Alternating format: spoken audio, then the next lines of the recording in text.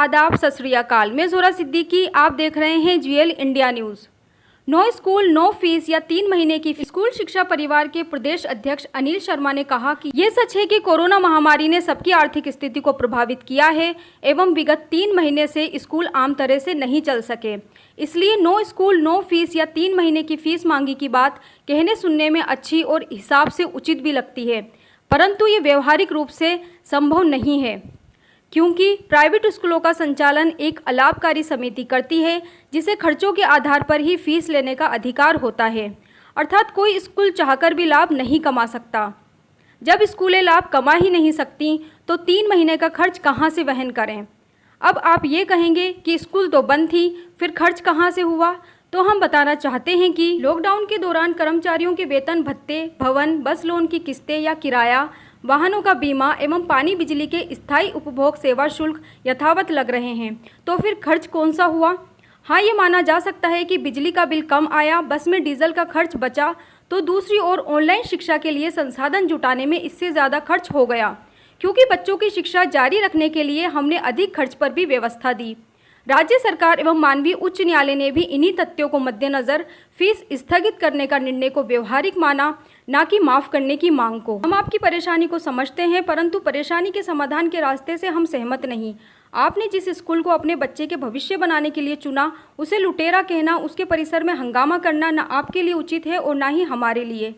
आप हमारे परिवार का ही हिस्सा हैं, इसलिए हम आग्रह करते हैं कि यदि उपरोक्त समस्त वास्तविकता के बाद भी आपको कोई समस्या है तो आप व्यक्तिगत रूप से लिखित में अपनी परिवेदना उचित कारणों एवं समाधान के साथ विद्यालय प्रबंधन को दें, जिस पर उचित समाधान कर सूचित किया जाएगा। सामूहिक अथवा हंगामे के बाद आए किसी ज्ञापन मांग पर प्रबंधन कोई कार्यवाही नहीं करेगा, क्योंकि इन पर कार्यवाही करने के लिए सरकार एवं शिक्षा विभाग में अधिकारी मौजूद हैं। यदि सार्वजनिक रूप में कोई अभिभावक, फॉर्म या संस्था फीस माफ़ी या नो स्कूल नो फीस की बात करती है तो हमारे संगठन स्कूल शिक्षा परिवार राजस्थान से संपर्क करें। आपको उचित समाधान, राय या जवाब देंगे। नमस्कार, SSP राजस्थान से मैं अनिल शर्मा बोल रहा हूँ।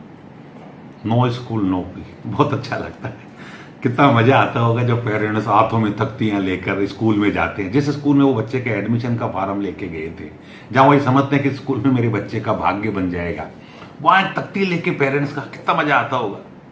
अच्छा, है क्या ये हकीकत में? कभी गौर से सोचिएगा। नो स्कूल नो फीस, अर्थात स्कूल नहीं तो फीस भी नहीं। मैं खुद सहमत हूँ, तो स्कूल वालों को भी सहमत होना चाहिए कि स्कूल नहीं है तो फीस किस बात की। पर क्या स्कूल नहीं है क्या? बिल्डिंग तोड़ दी, वो क्लासरूम को बंद कर दिया, स्कूल का बच्चे से नाम काट दिया क्या? बसें बेच दी, टीचर कुछ नहीं कर रहा, ऑनलाइन एजुकेशन के नाम पे आपसे कभी संपर्क ही नहीं किया, स्कूल ने आपको फोन नहीं किया। नहीं, ये तो किया ही होगा। तो फिर नो स्कूल कहां से हो गई? इन स्कूल है।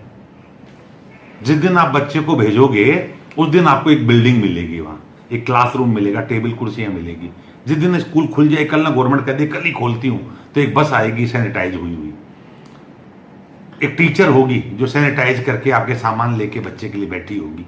अभी कुछ ऑनलाइन का सिस्टम दे रहे हैं, पर पढ़ाने के लिए भी टीचर भी तैयार मिलेगी। तो इसको नो स्कूल मत बोलो प्लीज। मैं मानता हूं आपकी आर्थिक स्थिति थोड़ी गड़बड़ है, अभी फीस नहीं दे पा रहे हो, सच है। बहुतों की नौकरी गई, ये भी सच है। बहुतों को वेतन मिल रहा है, ये कम होकर मिल रहा है, ये भी सच है। कुछ ऐसे धंधे हैं जिनका न अभी है न आगे की संभावना है, ये भी सच है।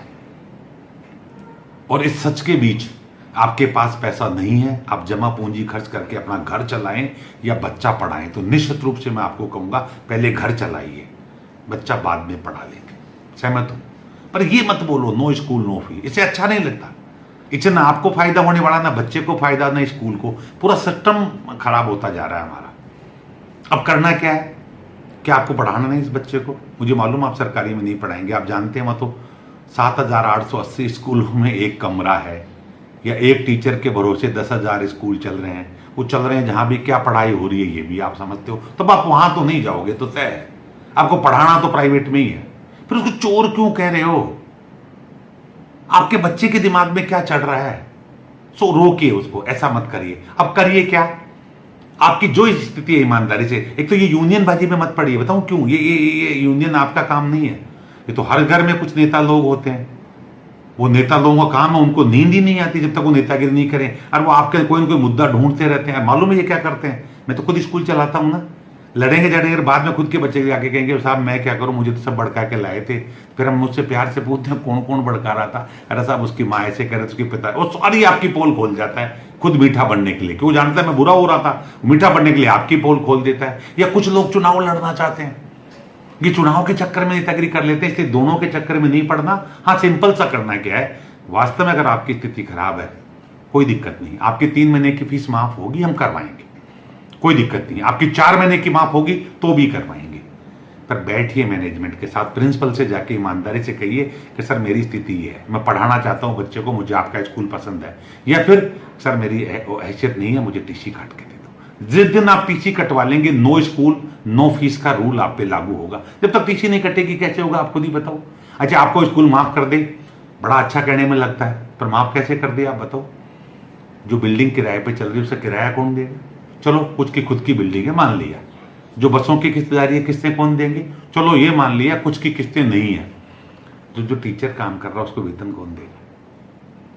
पढ़ाया नहीं पढ़ाया, उसने ऑनलाइन एजुकेशन की तैयारी की। कल्पना करो वो बेचारा पढ़ाना चाहता था, लॉकडाउन उसने थोड़ी लगाया, कोरोना वो थोड़ी लेके आया, अचानक सिस्टम में कोरोना घुस गया, अचानक सब चीजें रुकनी पड़ी। तो उसने जो दूध उधार लिया टीचर ने जो परचूनी ली, टीचर को जो किस्त देनी थी वो कहां से दे? आप ये तो सोचो, आपके बच्चे को बरसों से पढ़ा रहा है, उसका भी घर, उसका भी परिवार, वो आशा लेके बैठा आपसे, उसका पेट मत काटो। माफ करा देंगे स्कूल वालों से 3 महीने की, कर देंगे, पर वो टीचर को कहां से देंगे? कभी सोचा है? एक टीचर नरेगा में काम कर रहा है, इससे बड़ा शर्म की बात हमारे लिए कुछ नहीं हो सकती। ये उसका सोचो, सब माफ कर देंगे। मैंने कहा ना आपको, मैंने बात करके देखी, मैंने कहा पेरेंट्स की स्थिति खराब, उसने कहा कर देंगे सर, पर कुछ दे सकते हैं वो तो दो, कुछ आप ईमानदारी तो दिखाओ, ताकि उस टीचर को कुछ तो दें। आज मत दो, आगे दे देंगे। चलो इस 3 महीने की फीस को पेंडिंग कर देते हैं, कोई दिक्कत नहीं, सारे स्कूल कर देंगे, आप जाके बात करो। पर आप आगे से बच्चे को पढ़ने सिखाओ।